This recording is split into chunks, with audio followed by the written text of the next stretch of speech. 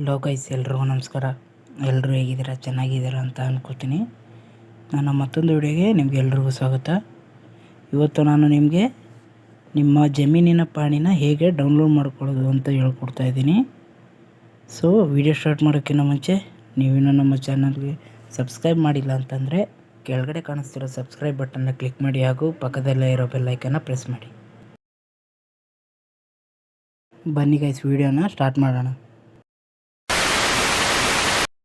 Guys, ಮೊದಲನೇದಾಗಿ ನೀವು ನಿಮ್ಮ ಕ್ರೋಮ್ ಟ್ಯಾಬ್ನ ಓಪನ್ ಮಾಡ್ಕೋಬೇಕು. ಗೂಗಲ್ ಕ್ರೋಮ್ನ ಓಪನ್ ಮಾಡಿದ ತಕ್ಷಣವೇ ನಿಮ್ಮ ಸರ್ಚ್ ಬಾರ್ನಲ್ಲಿ ಭೂಮಿ RTC ಆನ್ಲೈನ್ ಅಂತ ಸರ್ಚ್ ಮಾಡಬೇಕು.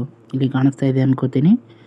ಭೂಮಿ RTC ಆನ್ಲೈನ್ ಅಂತ ಸರ್ಚ್ ಮಾಡ್ಕೊಂಡ್ಮೇಲೆ ಅದರ ಮೇಲೆ ಕ್ಲಿಕ್ ಮಾಡಿದ ತಕ್ಷಣ ನಿಮಗೆ ಈ ಥರ ತೋರಿಸುತ್ತೆ. ಇಲ್ಲಿ ಕೆಳಗಡೆ ಮೊದಲನೇ ವೆಬ್ಸೈಟ್ನ ಕ್ಲಿಕ್ ಮಾಡಬೇಕು ನಾವು. ಇಲ್ಲಿ ಇದೆ ನೋಡಿ, WARTC ಪಾಣಿ ಲ್ಯಾಂಡ್ ರೆಕಾರ್ಡ್ಸ್ ಕರ್ನಾಟಕ ಸರ್ಕಾರ ಅಂತ ಇದೆ.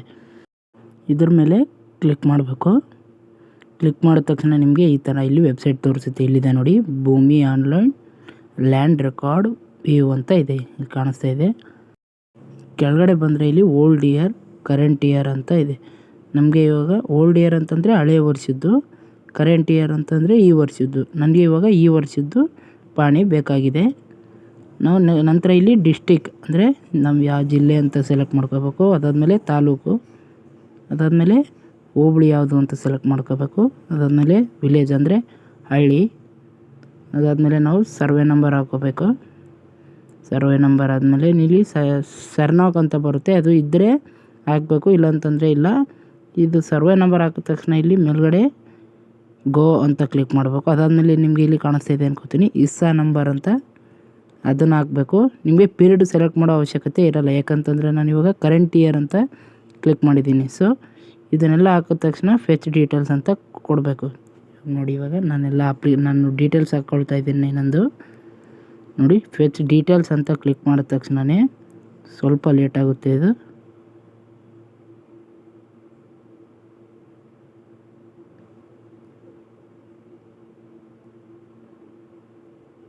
ಸ್ವಲ್ಪ ಲೇಟ್ ಆದಮೇಲೆ ಈಗ ಹಿಂಗೆ ಕೆಳಗಡೆ ಸ್ಕ್ರೋಲ್ ಮಾಡ್ದಂಗೆ ನಿಮಗೆ ಈ ಥರ ಇಲ್ಲಿ ಯಾವ ಹಳ್ಳಿಯ ಡೀಟೇಲ್ಸ್ ತೋರಿಸುತ್ತೆ. ಇದು ಯಾವ ಹಳ್ಳಿಲಿದೆ, ಯಾವ ಹೆಸರು ಮೇಲಿದೆ ಅಂತ ಈ ಥರ ತೋರಿಸುತ್ತೆ. ಕೆಳಗಡೆ ಇಲ್ಲಿ ವ್ಯೂ ಅಂತ ಕ್ಲಿಕ್ ಮಾಡಬೇಕು.